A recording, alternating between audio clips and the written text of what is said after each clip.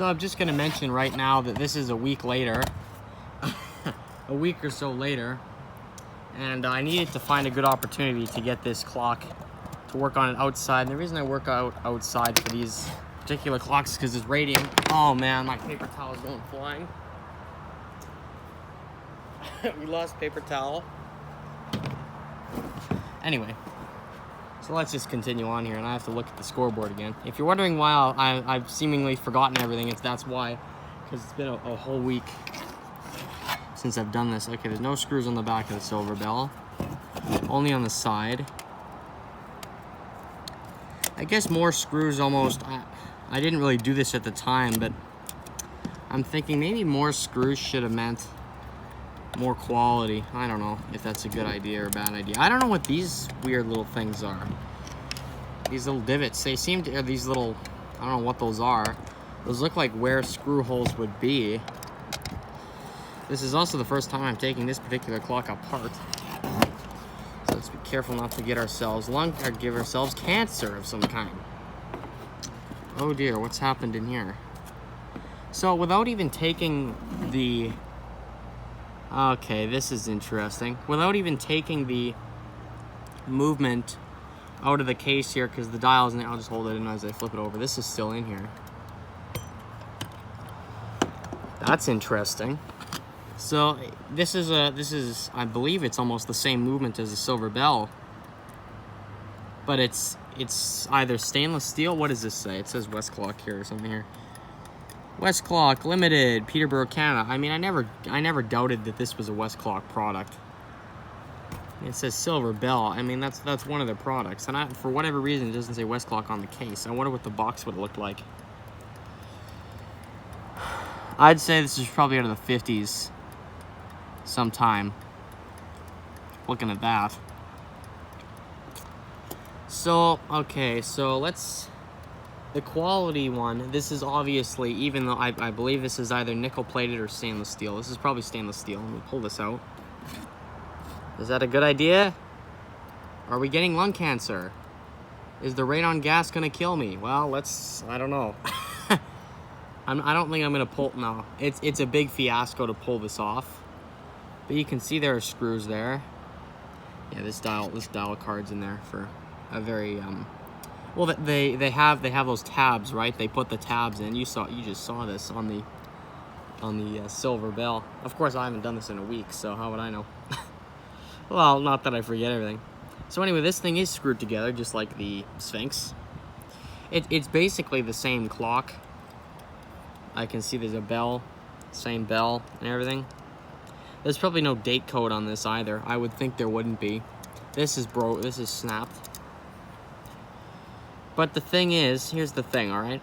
This movement, even though it's higher quality than the Zelex, has broken. But that could be, I mean, that's kind of slightly unfair to judge it like that because, I mean, it could go, I mean, all of these clocks, you have to almost think about the circumstances which they were in before you got them. And of course, I don't know what this, I don't know what the circumstances were. I only know that C.A. Rochelle repaired the Zelex, and that's it.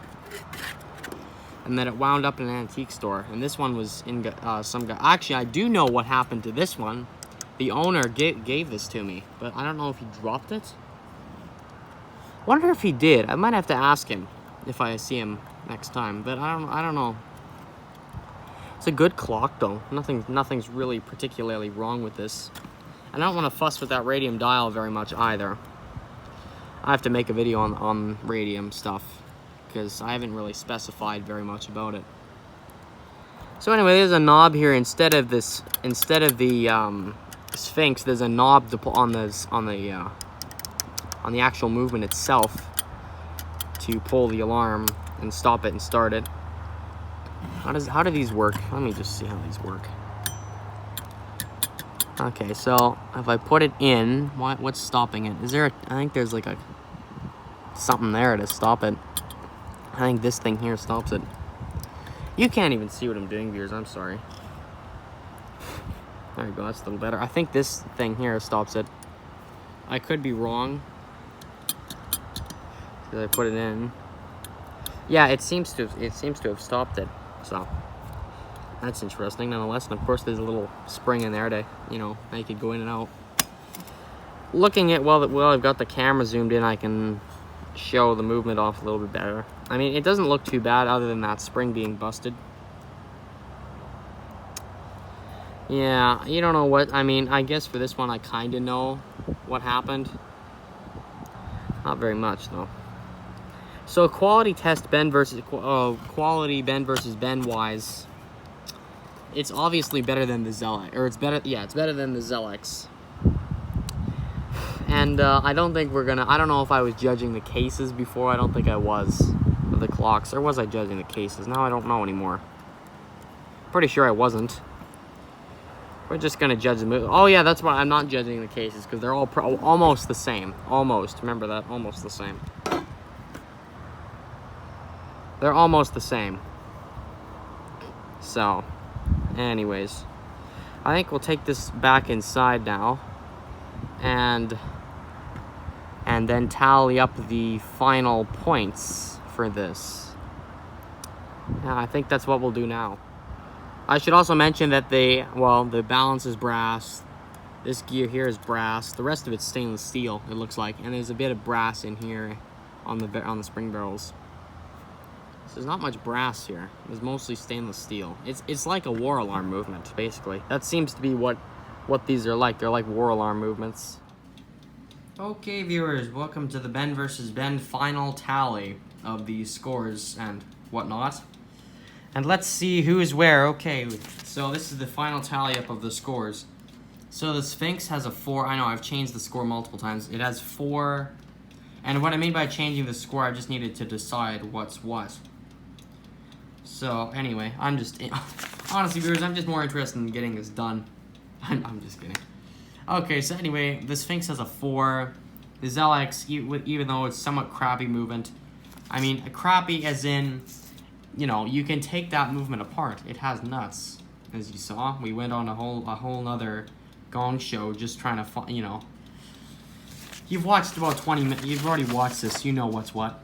Anyway, it has nuts, so you gotta grade it a little bit higher because it's a little bit higher of quality. So it's 3.75. The Silver Bell, I graded those the same because they're practically the same movement. And you don't know, maybe this was hot all the time or something. You don't know what these clocks have been through, so you kind of have to take that into account. So anyway, so yeah, let's tally this up now. Okay, so now that the scores have been tallied up, who has won Ben versus Ben, the first installment of Ben versus Ben? Who has won? Well, it was close, but not close enough, because the Sphinx has lost. No, I'm just kidding, it hasn't lost. The Sphinx has won Ben versus Ben. Congratulations, Sphinx, even though you can't hear me because you're not alive. Applaud for the Sphinx. I don't have a computer here, so I can't really do a studio audience thing. But yes, the Sphinx has won in the test. And there are the final scores for the Sphinx. The Zelex, with the Zelex came very close. The Zelex gets second place. And what I think is almost underrated Silver Bell. I think this is a slight injustice to the Silver Bell considering it's so close to the Sphinx. But I think the color of the case, and remember viewers, the audience went into this a little bit as well. The audience contributes to the grade these get for some of the other tests. So, I mean, it's kind of, you guys kind of made you guys kind of made this win. Well, you made the Zelex almost win. The Zelex was the fan favorite, I think, from the start. When you look at it, I mean, it's kind of a simple look. And it's funny, the Zelex got its looks from the Silver Bell because there is a white Silver Bell.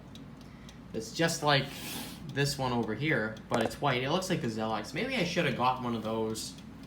But of course, I didn't know that suddenly all the grad sales would start lighting up with all these white Silver Bells. So this was free, so that did pretty good there. So anyway, the Sphinx has won Ben versus Ben. So that is the victor of the series. And it was pretty close, as I said, between the Sphinx and Zelex. It was very close. Only 2 little points off. The Zelex almost won, which is kind of funny actually. I thought it would almost lose, but no, it got 2nd place. But the Sphinx, I think the Sphinx was kind of opinioned a little bit more, plus it's higher quality. So I'm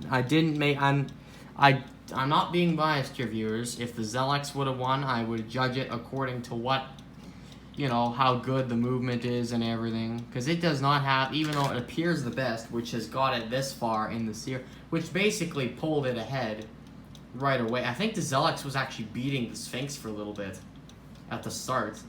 Of course, I didn't say anything. But yeah, I'm pretty sure the Zelex was beating the Sphinx at the start of Ben versus Ben, until the Sphinx pulled ahead because of performance tests and the accuracy test. It just, you know. And the Silver Bell, since it does not work, could not participate in the accuracy test for very long. And what I'm going to do next time I do this, I'm going to have all 3 clocks serviced first. So they all have to actually be running, because I didn't do that when I started this. That was a slight mistake. So yeah, I kind of messed it up a little bit. That's why the Sphinx, oh my gosh, that's why the Silver Bell is so behind everyone else. It's because it couldn't participate in the accuracy test. You know, the Zelex almost lost that. So I think that's where it pulled ahead. I think that's where the Sphinx got ahead, was the accuracy test. I should also note that as the Sphinx running. So, yeah, viewers, what do you think of the results? Do you think they were good results? Is it what you wanted? Is it what the people wanted? Well, I guess it doesn't really, I mean, well, it depends with the people. Well, we all want good alarm clocks, but we didn't get it with this. Well, kinda got it. There's screws. You can take it apart and service it when things go wrong. As did that one person, C.A. Rochelle, they did their whatever they did. Whatever they did, I don't know what they would have done. But anyway, post in the comments what you think C.A. Rochelle did. Do you think it was fair? Do you think I did a good job as being the host and did an absolutely terrible job at being the host? Frankly, I mean, this is my first go at this, so I don't know how good or bad it really is. Well, I mean, it was kind of good or bad. Well, I can't speak today, viewers. Yeah, I mean, I did an okay job, I'd say. I grade myself a 0. I lose Ben versus Ben. Well, before I have a mental breakdown, viewers, do you think it was good? Do you think I did a terrible job as a host or whatever? I mean, yeah. I'm going to do this a little bit differently next time. As I said, service clocks first. Make sure everyone's actually working. So, alright, viewers, well, Sphinx in first, Zelex in second, and Silver Bell is in third place, aka the basically loser of Ben versus Ben. And I will do an individual video on the Silver Bell once it is running, along with every other clock here. So, anyway, viewers, hope you enjoyed Ben versus Ben. I don't know when I'm going to do the next Ben versus Ben. I have to get like two of the same clock. So, not usually I wasn't going to do it with 3, so, but that's how it happened. So anyway, viewers, you know why I've done this. It's just standard procedure. As I said, I won't be, well, I don't know if I said this or not. I won't be doing another Ben versus Ben for quite some time, so you get to revel in the fact that I'm not doing it for a while. So, anyway, viewers, you know why I've done this. It's just standard procedure, viewers. Just standard procedure. Finally, I've done this crappy series.